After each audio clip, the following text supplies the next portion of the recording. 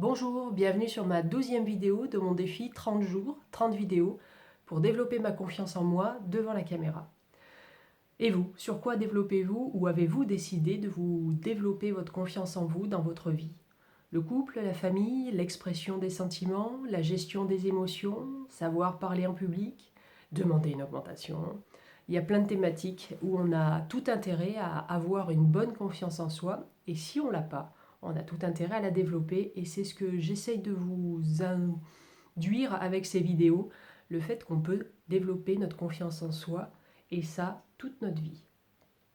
Aujourd'hui, j'avais envie de remettre la confiance en soi dans le chapeau plus général qui est l'estime de soi. En effet, la confiance en soi est une des composantes de l'estime de soi, alors que souvent on emploie l'expression confiance en soi comme si c'était l'estime de soi et inversement. En fait, la confiance en soi, c'est au niveau des actes que l'on pratique au quotidien. Avoir confiance en soi, c'est se sentir en capacité de faire quelque chose qu'on n'a jamais fait ou qu'on ne fait pas souvent, en tout cas quelque chose qui fait a priori peur. J'ai confiance en moi, je me sens capable de faire la chose, d'agir. L'estime de soi, par contre, c'est une notion beaucoup plus spirituelle, c'est une notion, si on en revient au latin, l'estime, ça vient du verbe estimare, c'est-à-dire estimer, déterminer la valeur de. Mais c'est aussi, estimer, c'est aussi avoir une opinion sur. Donc en fait, l'estime de soi, c'est le fait de s'accorder de la valeur en tant qu'être humain, et ce, indépendamment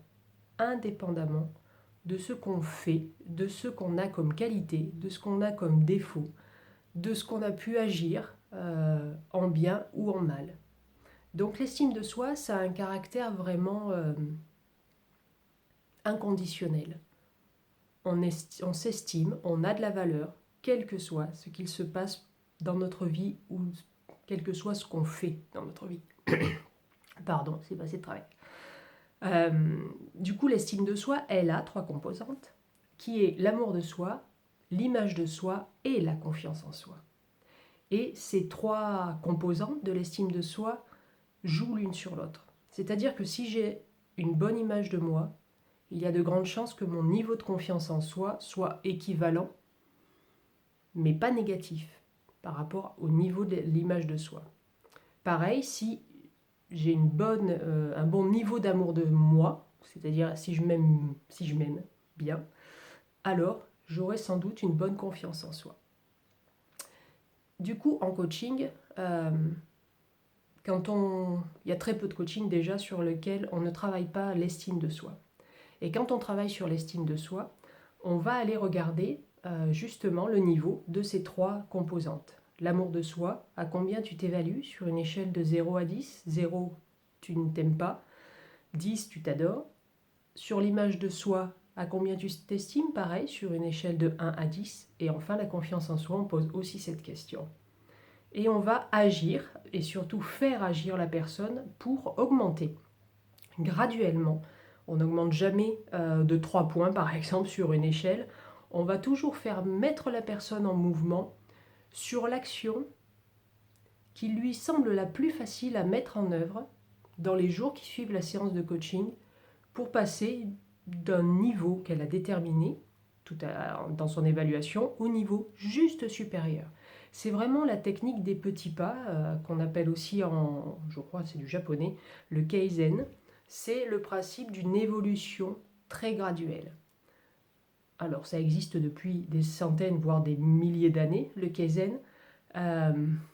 Et ce qui est maintenant à l'ordre du jour depuis quelques années avec l'essor des neurosciences, l'étude du cerveau, c'est que de toute façon le cerveau déteste les grands changements. C'est vraiment ce qui caractérisait les premiers hommes, c'est qu'un grand changement voulait dire forcément un grand danger. Et donc c'était le mode survie qui se mettait en route et qui faisait qu'il y avait 3 attitudes. Un grand changement arrive, j'ai une grosse peur, donc soit j'attaque, soit je fuis, soit je me fige.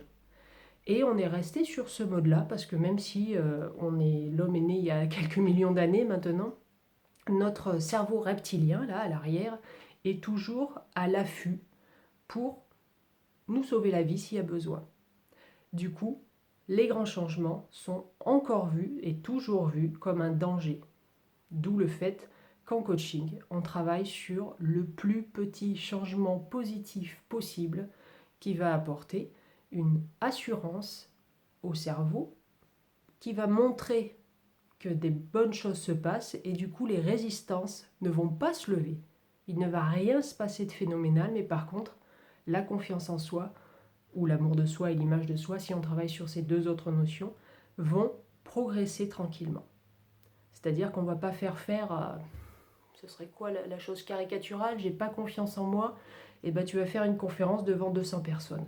Et tu vas voir, tu vas passer de 0 à 10. Alors là, surtout pas. Peut-être que ça va se passer, peut-être que la personne pourrait le faire.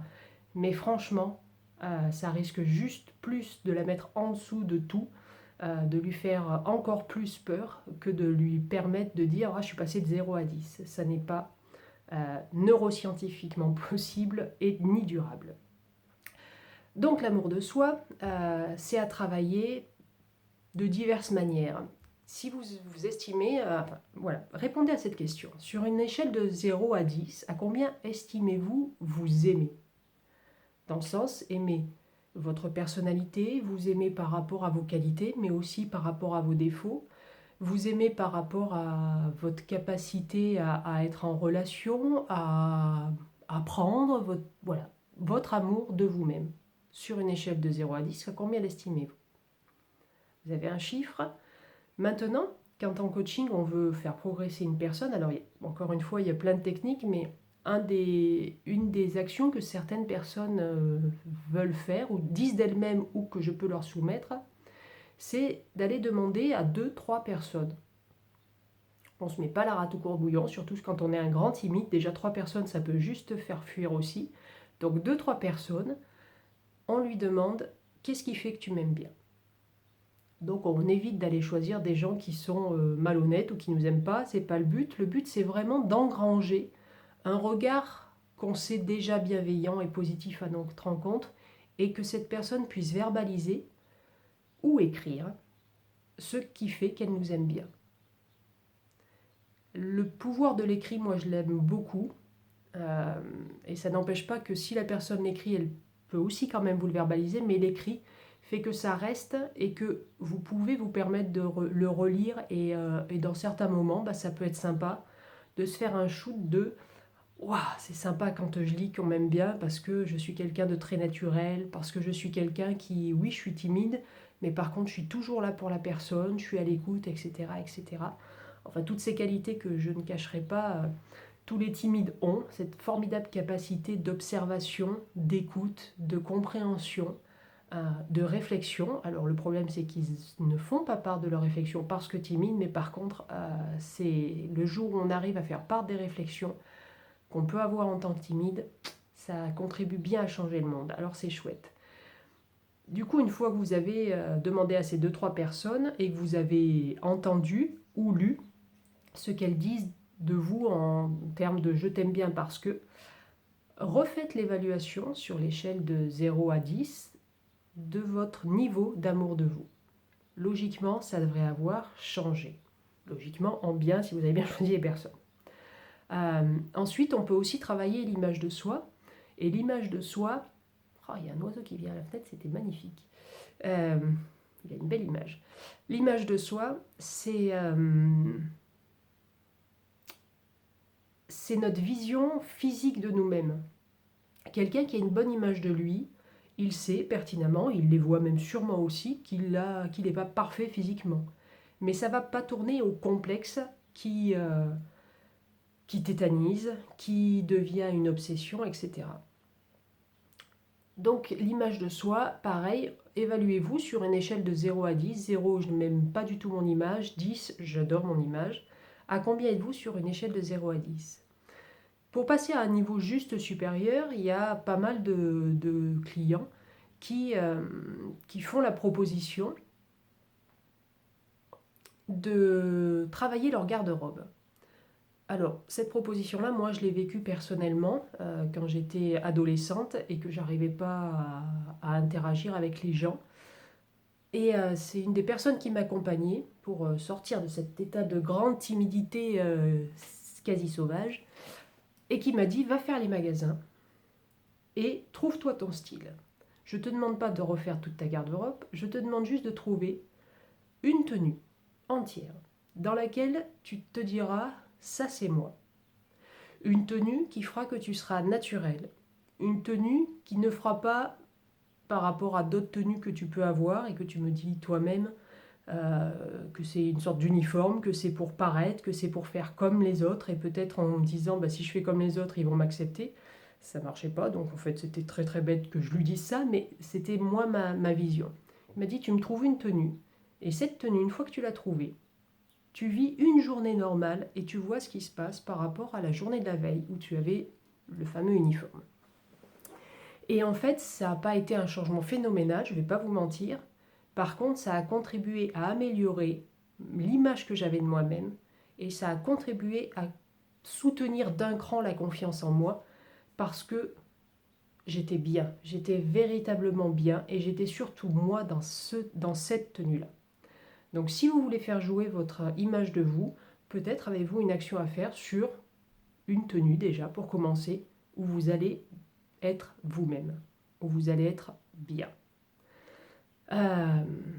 Voilà, en coaching, en fait, le travail de l'estime de soi, ça interagit sur ces trois notions-là. La confiance en soi dont on parle depuis le début de ces vidéos, l'amour de soi et l'image de soi. Donc n'hésitez pas par rapport à vos challenges sur la confiance en vous que vous voulez développer pendant ce défi-là, de travailler ces trois notions-là. Jugez-vous, faites une action qui vous fait penser que vous allez pouvoir augmenter d'un cran, pas de deux, d'un cran, et réévaluez-vous après. Et voyez ce qui se passe en termes de confiance en vous. Je vous souhaite une bonne expérimentation, je vous souhaite de belles réussites et de beaux apprentissages. Et n'oubliez pas, hashtag plus de confiance, vos questions et vos commentaires en dessous. Je me ferai un plaisir d'y répondre et éventuellement de faire une vidéo par rapport à ce que vous pouvez me demander. À demain pour la 13e vidéo. Bonne journée!